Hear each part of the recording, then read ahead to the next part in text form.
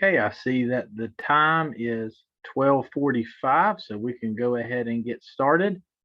We just like to appreciate everybody who is logging in today, and hopefully we can share our process that we utilize in South Carolina, and how we collaborate at the Office of Special Education Services and the Office of Career and Technology. And just like Miss Stephanie wrote in the chat, we are glad you are here. My name is Chris Napper, and I'm a member of the post-secondary outcomes team in the Office of Special Ed Services for the South Carolina Department of Education. And with me today is Dr. Kim King, and I will not allow her, but now she's going to introduce herself. Hi, everyone. Like Chris said, we want to thank you for your time and joining us this afternoon. I'm Kim King, and I'm with the Special Education Office with the South Carolina Department of Education as well, working closely with Chris in that collaboration efforts with the Office of CTE. And we are just so happy that you guys are joining us today. Do we have any questions before we get started?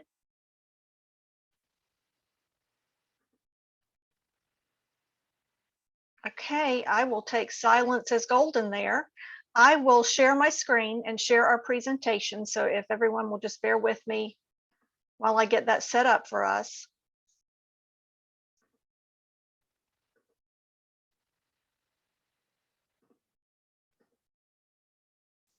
And so we are working with strategies for special population success and working with students with disabilities, students within those other categories that meet the special populations students. I have to switch some things around so I can see my screen.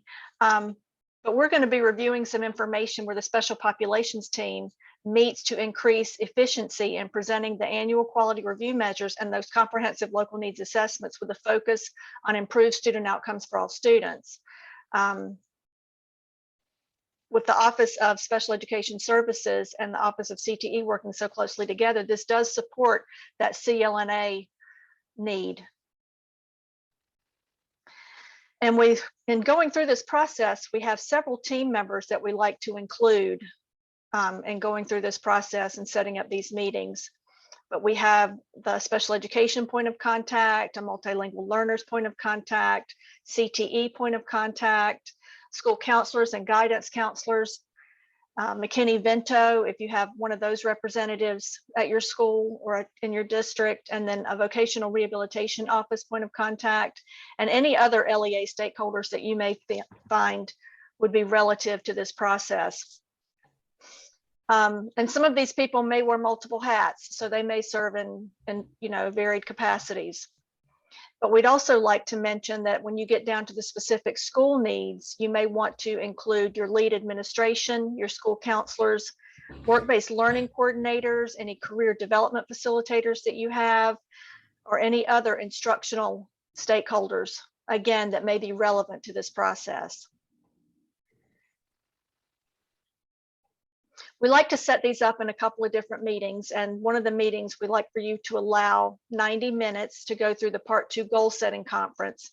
That administrative team is part of the conference, and to keep it, the time manageable, like to keep it to 60 minutes with special populations team questions for the last 30 minutes of that 90 minutes. The preparation with the administrative team prior to the goal setting conference is what's going to be so important. And we do like to give some tips on how you can present those and get the presentation started with the meeting. You can do a PowerPoint or Google slide. Those are effective ways of organizing, just like we're doing today, with getting your information across to the team.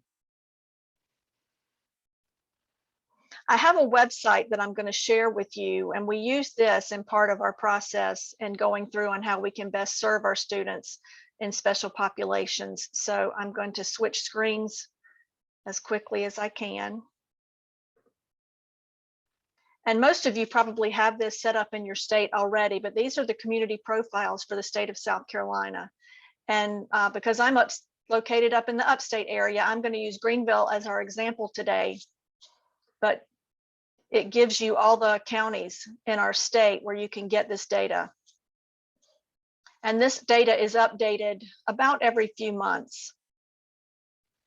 But again, this information is relative to helping organize students, getting them into CTE and getting them the support that they need to be career ready. It shows us our annual unemployment rate in the Greenville County area. It gives it in the graph format as well as the raw data there, and it compares it to South Carolina and compares it to the United States. And some of this we go over rather quickly because it's not as relevant to us as some of the other pieces of this data. But monthly unemployment rate there. And area job openings. This shows us how many job openings by month for about the last year that we've had in our area. And again, this compares it to South Carolina. So in March 2022, we had about 6,000 job openings in the Greenville County area. And this information gets trickled down a little bit more, and I'm going to show you in just a second how it takes it by industry.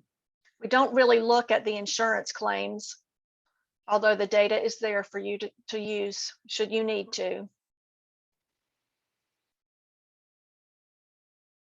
We have retail sales that's quite popular in most areas of our state, specifically in Greenville County as well. And then we like to look at this population by age. This is the full population of the Greenville County area. And you can see here that we've got that middle range there is where the bulk of our population is.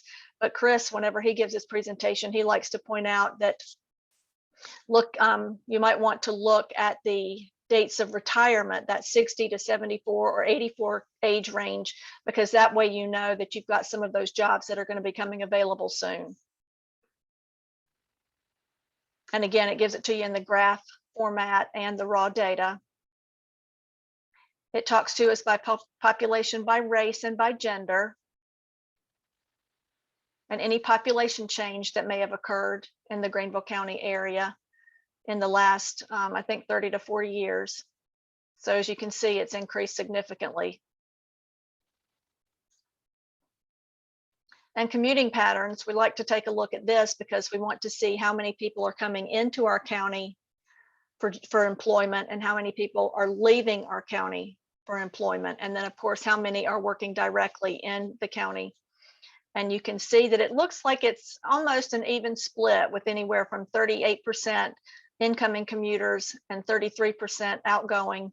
And then the people that work and live in the county remaining in the county for their employment at about 28%. And then it talks to us about the top 10 places that we're commuting to. So these are, those of you that don't know anything about South Carolina, these are surrounding counties. So you might want to look at the data for these surrounding counties as well in making some of your decisions for your students. And then where they're commuting from, as you can see, the list almost duplicates. And we're just going to skip over a little bit of this data and get down to the 20 largest employers. So this is where you may want to focus some of your career readiness efforts in working with some of the industries in the local area. So it gives us data there for the 20 largest employers. And then employment by industry. This takes some of our career pathways and breaks it down to where, as you can see, administrative support is needed. Healthcare and social assistance is one of the top employment needs and employment for the county. And that retail trade, again, and the manufacturing. We have quite a bit of manufacturing up here in the Greenville area. And that's about all the data that we look at on this particular piece of information. But again, this is helpful in working with your students and making some decisions for them.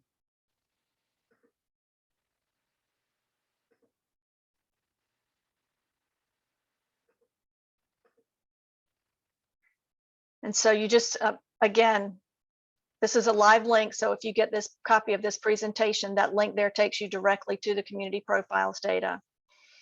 And we work with special populations, not just students with disabilities. So here are the 9 categories of the special populations: those students with disabilities, students from economically and disadvantaged families, students preparing for a non-traditional field. So that may be like a female preparing for welding, single parents, including pregnant ladies, out of workforce individuals, English language learners or multilingual learners, students experiencing homeless, again, those McKinney-Vento students, youth who are in and out of the foster care system, and then members of the armed forces.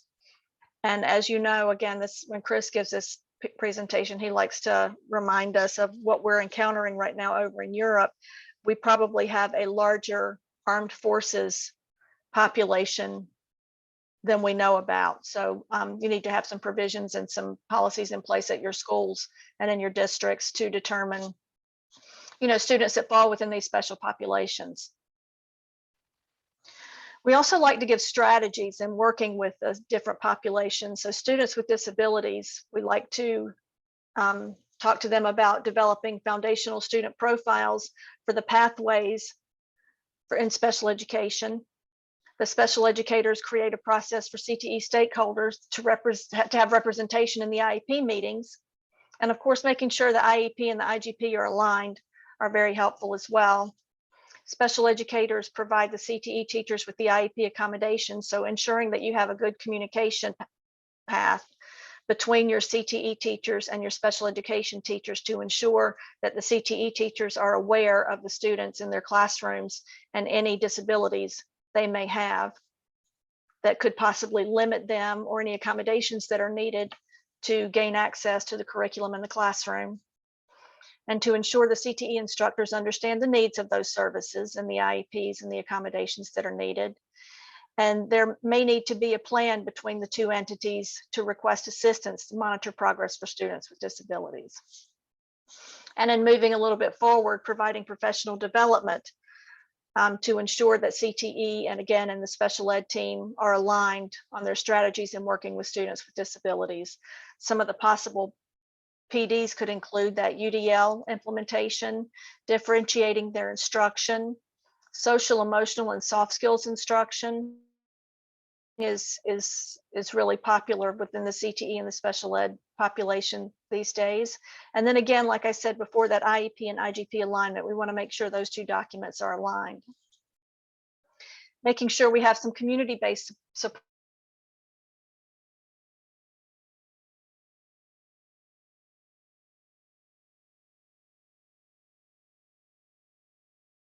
possible, and connecting those students with any post-secondary institutions. Organize and facilitate a career expo, utilizing one of our models that we have going on right now in the Victory SC model.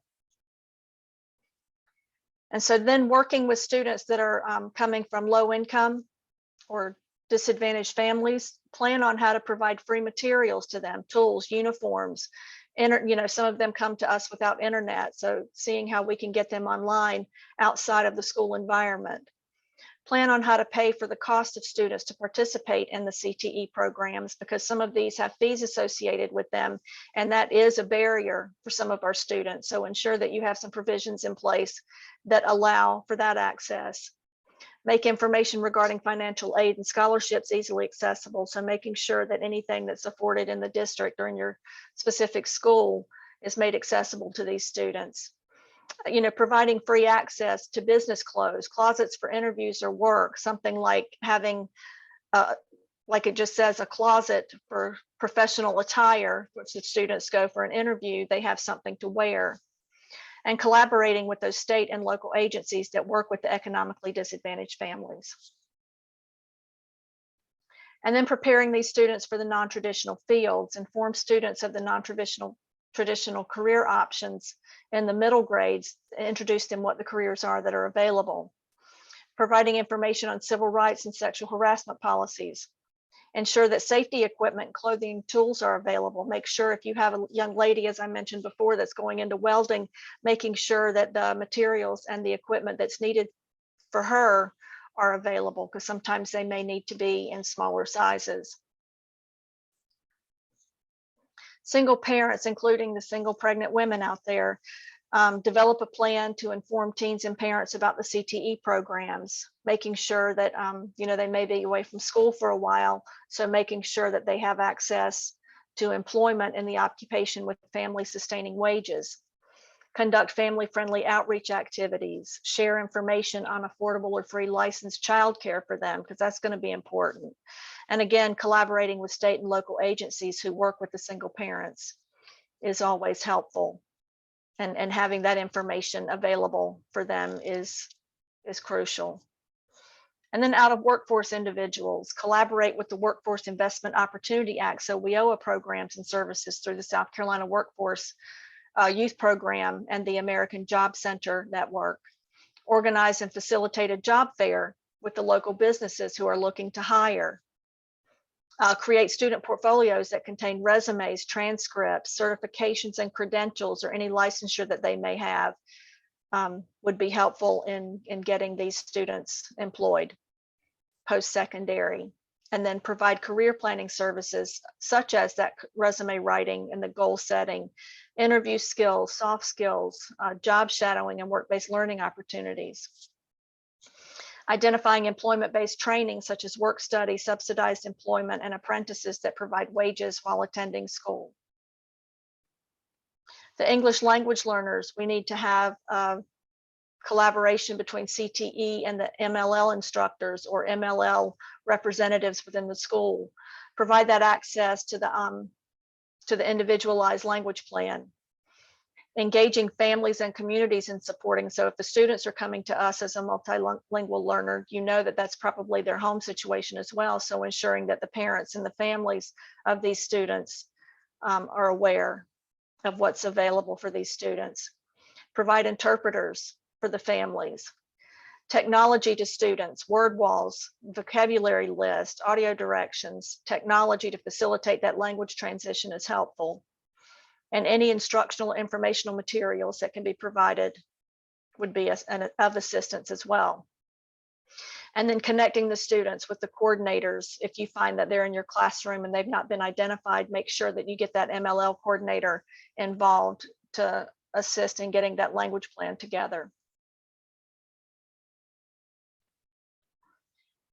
Students experiencing homelessness, have a process in place to identify those students. Again, that communication piece is important. Provide training and professional development opportunities so that they can identify and meet the needs of these students. Collaborate with your McKinney-Vento liaison. Make sure, again, that communication line stays open. Any school or community resources that can provide trauma-informed wraparound services such as transportation, healthcare, shelters, any type of housing that could be of assistance. Financial support for any activity fees or transportation resources, again, through the MVHAA for students experiencing homelessness so that they can participate in the CTE programs. And then pair students with mentors who encourage them to attend school every day, because we know that when they're homeless, school is not their priority. And then students who have aged out of the foster care system, we want to make sure that we have the requirements down for the Foster Connections to Succeed in Increasing Adoptions Act.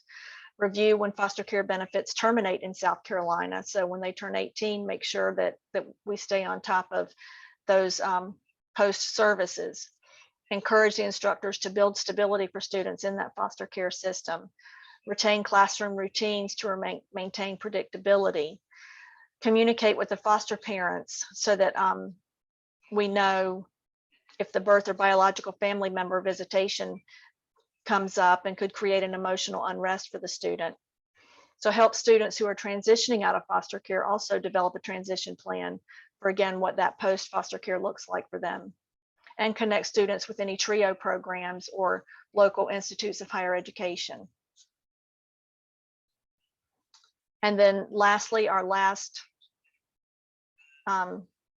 special populations is the armed forces and parents who are on active duty. Refer a student to counseling who continues to show signs of stress. This can be a stressful time for them, so make sure that they're getting the emotional and the social support that they need is important. If they're struggling academically, there's a free online tutoring, military.tutor.com, that they can have access to. utilize student profile checklists that students can share with their next school, because they do tend to travel quite a bit and relocate to other areas. And then collaborate with the educational support services that are available with the military branch that your student's parent serves. And then I'm going to turn it over to Chris to take us into part 2 of our process. Thank you, Kim. So as many of you guys, I'm sure that's been on this call, you've seen a lot of those resources to working with your special populations. Now, the key to this is, how does that look, not just in a school district, but how does a CTE center or a sending school or a comprehensive high school, how do we make sure all of that happens inside of the school? Because that's where our students are at. And another thing that I'll try to warn you guys on is, where Kim and I do this so often and we meet with these schools, what we're finding out is these students don't just fall into one box. Many times they fall into multiple boxes. For example, they may be a student with a disability and they also may be a McKinney-Vento student, meaning they are experiencing homelessness. So you have to look at the whole student, your whole student population, and you really have to pull in everybody that works with those students, because this is not something that CTE should have to do alone. And, in order to do that, what we have found is, if we simplify our message and our process, we get more people to buy in. Because if it's complex, if it's confusing, people are going to get frustrated. And we really want to be brilliant in the basics when we're working on this stuff. So we've tried to, this next part 2 and part 3, you're going to see how, as I like to call it, the meat and taters of it, you're going to see how this works inside of a school district. So in order for us to do that, yes, there's a lot of short-term intensity on the parts of the schools and those two teams that come together, but it's done with long-term intent, and it meets a lot of the boxes that fall into Perkins 5, the individual IDEA, and also WIOA. It falls in line with all these things. So we're not doing this alone, because those 3 pieces of legislation really tie in together. And you could even say every Student Succeeds Act, ESSA, ties in to the same thing. So here we are. This is just a school and systems overview, the guiding questions. So this part of the meeting, you would have your special POPs team, which is a lot of your district level people that were represented that Dr. King was talking about. So the people that are presenting this are actually the administrative teams. They're the ones presenting these answers in a PowerPoint. So it's your school level people are talking to your district level people. So they're going to give us a summary of steps taken to improve college and career readiness. They're going to look at that data, a summary of how to involve teachers when establishing the school's vision and goals. Something we've always found out is the teachers don't seem like they're involved in that process, and they're the ones working with those students. So we got to get them involved. And then a summary of current program enrollment and the steps that are taken to promote and retain those students, which we have created resources at the Department of Ed for our special ed teacher, our special ed directors, and our school counselors to share that information with students and their families. Surprisingly, this has been one of the best feedbacks we've had. Now the school walkthroughs, those observations from admin, they can provide us feedback on, are they seeing instruction, standards-based instruction in the CT classrooms with those special POPs? Is the curriculum relevant? And are the strategies for special populations, are they being safe? Well, on the next slide, you're going to see, is it? There it goes. Oh, other way.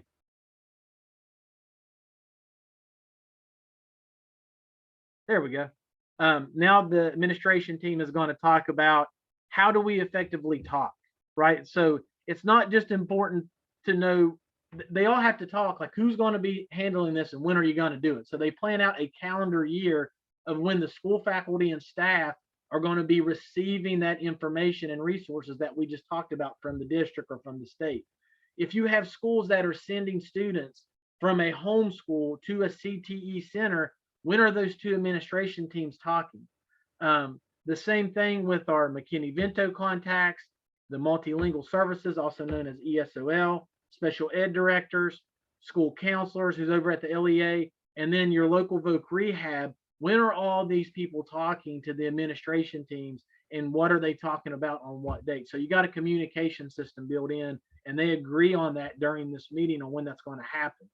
Then the school counselor would come in and, tell us how they're working with the sending schools or how they're recruiting those students into those CTE pathways. And of course, we've listed out some of the resources we've helped create for those school counselors to get that information out. In South Carolina, we have what are called career development facilitators. How are they working with the special populations? And we list the legislation down that kind of goes with that and how they're doing that. And then the local VR counselor would come in, and we have a big initiative called Victory SC, which we could give a whole different presentation on. That would be a whole other presentation. We're really excited to work with our voc rehab and what we're doing with CTE and with special ed and voc rehab. So how are they providing our yearly pre-ed services through this initiative? We want to get an overview of the climate. So do the special ed or do the CTE teachers know what resources are available for them and their students? And then how do we get a sense of community inside of the school with special pops? So how did the students know what's available for them?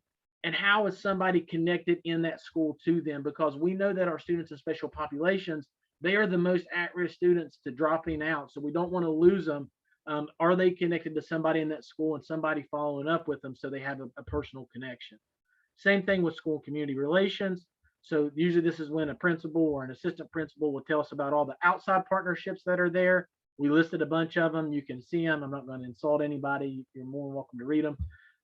And then staff development, right? Because our staff are the people inside the school, are the ones that have to work with our students. And in Perkins, we have to provide this under Perkins 5.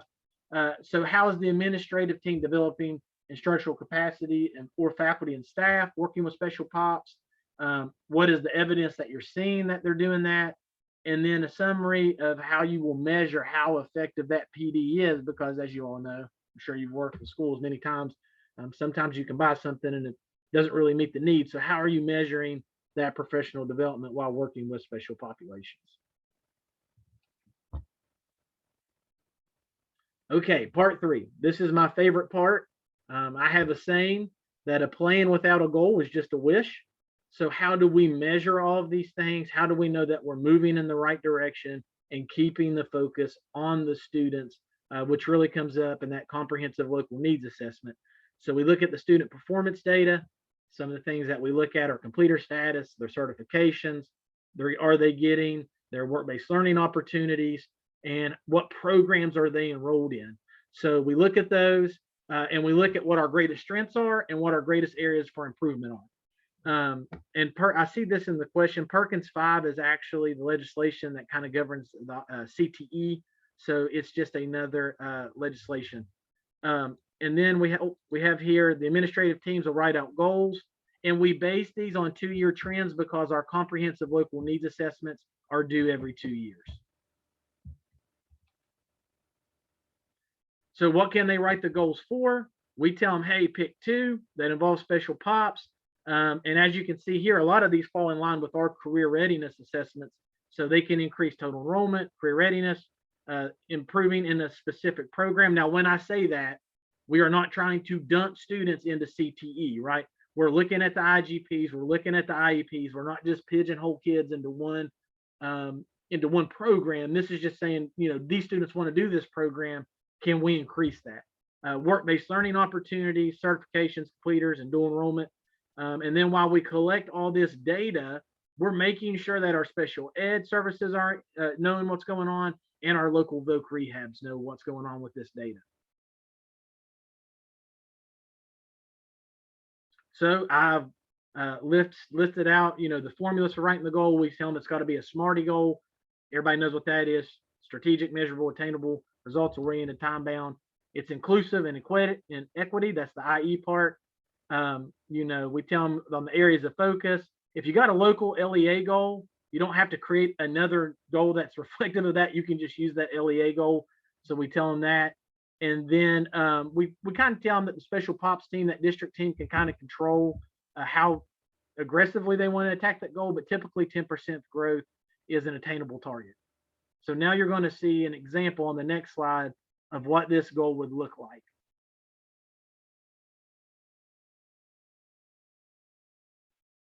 Okay, so I got super creative here, guys. And I named the place the Sample Career Center. But we looked at all that CLNA data that Kim was talking about earlier, and we looked and saw that in special pops, our students received the lowest certificates in auto tech and culinary arts.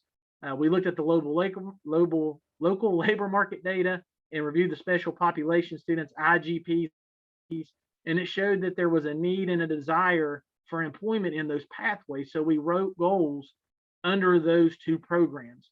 As you can see here, in 2021, there was only 14 in auto tech and culinary arts. So what we said in 21-22 is we just wanted to increase it by a handful of students, no more than 3 to 4, and look at the difference in percentages that we have. So this helps with that stigma of just dumping kids into CTE. No, we're being strategic about it, and we're making sure that we have the supports in place, not just for the teachers, but for the students as they go there. And then if you look the next year, the 22-23, we want to go from 17 to 20 in auto tech. So what you're seeing is, yeah, you go from 14 to 17, then 17 to 20, but overall you're going from 14 to 20, which is helping not just our students, it's helping our workforce in South Carolina.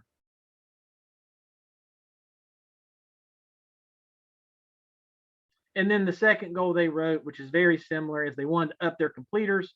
So they looked at all their special population completers. In 20, they had 84. In 21-22, they want 106, which would give them a 21% difference.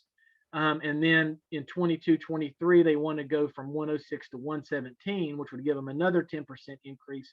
But like we said, it's just a handful of students in all the programs, and it's students that want to be there. We're not just putting them there, right? We're looking at all their IEP goals, their individualized graduation plans, and moving from, in 2 years, we're going from 84 to 117, which is a great growth for CTE.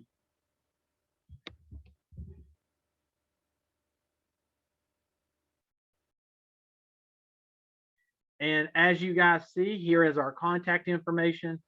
You can take a screenshot of it, email us. If you're really interested in how you can work with Voc Rehab, we can, with the Office of CTE, we do a lot with that. We got a really good collaboration with them. But feel free to reach out to Kim King or myself, and we would love to help you through this process. And before we leave and open it up for questions, I just want everyone to know that I'm very passionate about CTE. I'm a CTE graduate. CTE is a great way to help change your family tree. I come from a long line, generational dropouts. And it was a great thing that kept me in school, with tying my high school education to career goals that I had in the future. So I just want you guys to realize how important CTE is, especially if you're coming from special ed or Voc Rehab, because it is a great pathway for students to complete school and get them the information and the knowledge that they need to carry on once that yellow school bus stops running, and they can get them out into the workforce. So with that said, we can open up for questions. Hi, Chris and Kim. Here is a question from Tiffany.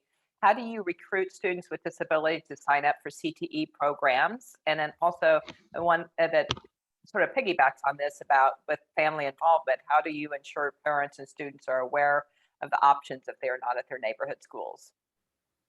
Perfect. So a lot of that is we've created some resources called the Foundational Student Profiles for CTE inside of special ed. So one, it shows the students the foundational skills that are needed to go into that CTE program, which really helps our special ed teachers and our special ed directors understand what they can work on if that student has a transition goal that would involve CTE. So that kind of gets them in the mindset of what programs are available in their areas. The second part to that is we really connect with those school counselors.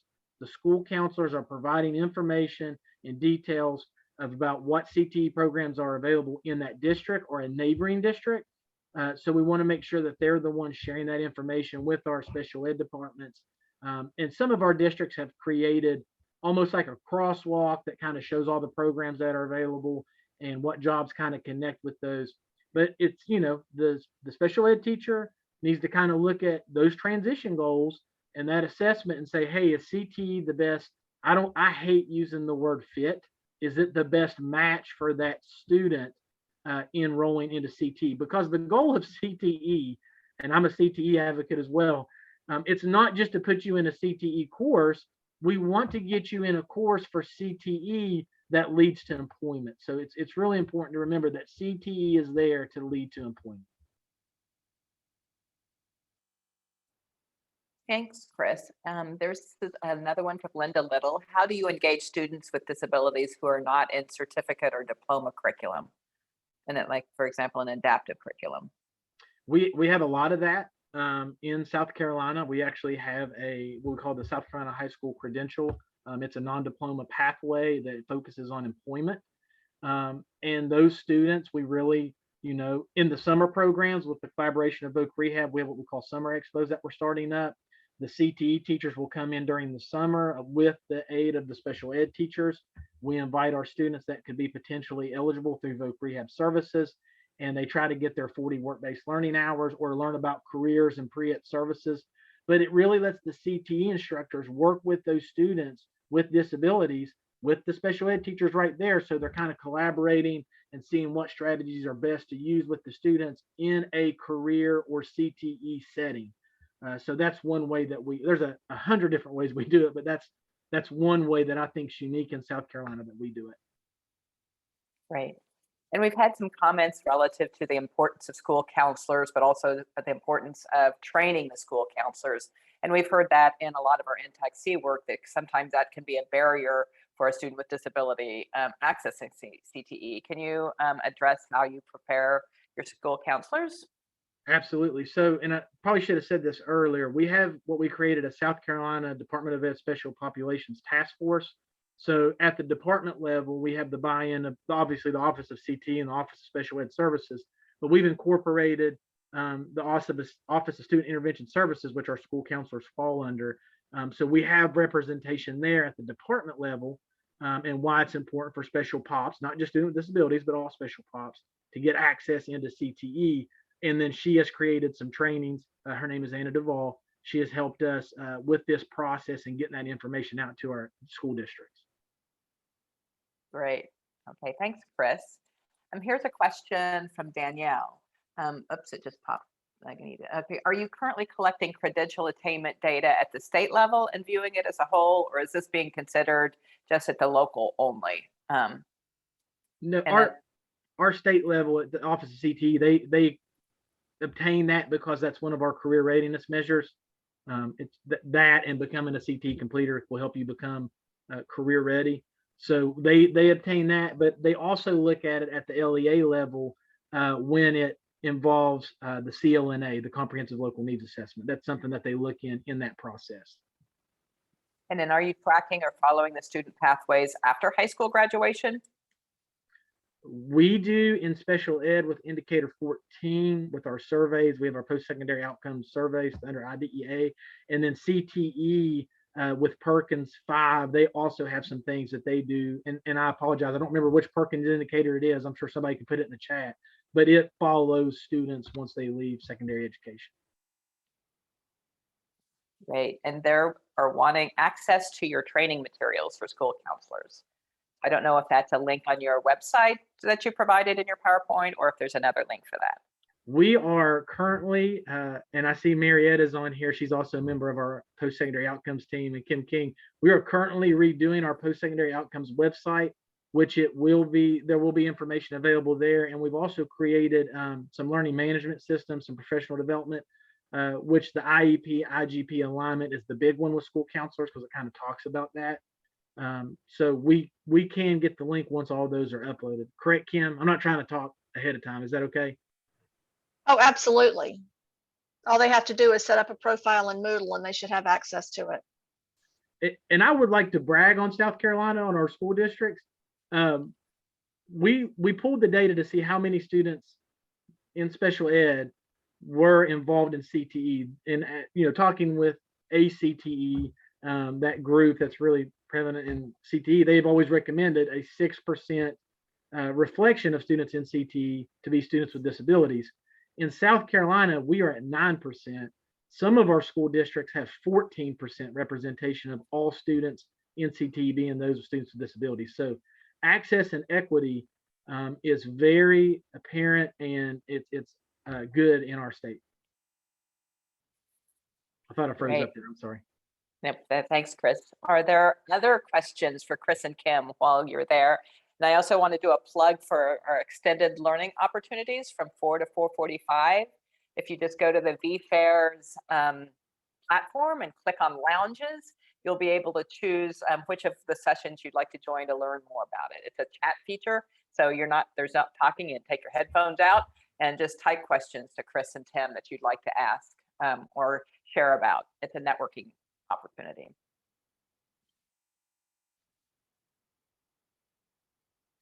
We have a couple more minutes. If there's any other great questions you'd like to ask, this is the time to pick their brain.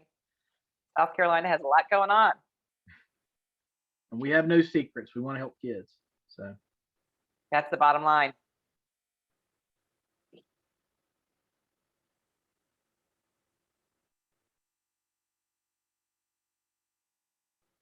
And Linda, I see your question in the chat. How long are the summer expos that we do?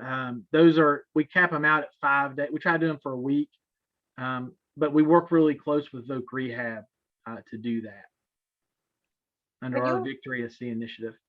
Right. I know a lot of states are really asking how VR is involved with CTE in that. Can you elaborate a little bit more on that? Yes, they're helping us with our pre-ed services with CTE, and a lot of the career readiness with our students that are potentially eligible that are in CTE. We make sure we connect them. And with our Victory SC, we're really trying to, because as you guys know, it's staffing issues everywhere, right?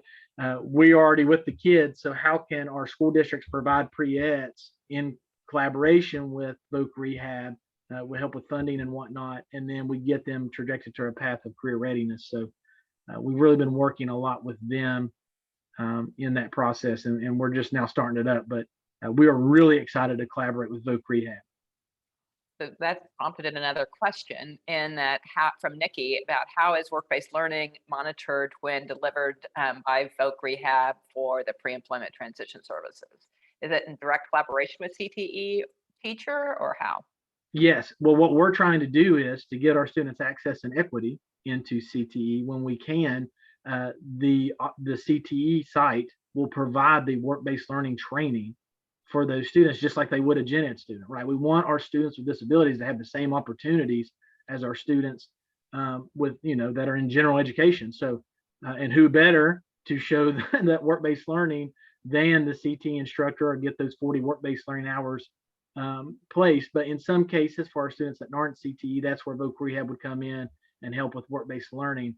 But we're just trying to get them involved in that way, because there's different things in South Carolina that are considered work-based learning. But the big one is, that job where they go on the job and work. They're outside of the school. It's not a school-based enterprise. We're actually going to employers, and a lot of times our kids are getting hired from those experiences. No, that's great. It looks like you might have somebody at your extended learning from Iowa to ask you questions and pick your brain. Oh, anybody. We actually have somebody from Iowa at our department, so I'll be sure to tell her. Any other questions it looks like we are just almost at the bottom of the hour. And so you'll be going into your team time after a small break. Really appreciate Chris and Kim. Thank you so much, and sharing for what South Carolina is doing. Thank you all.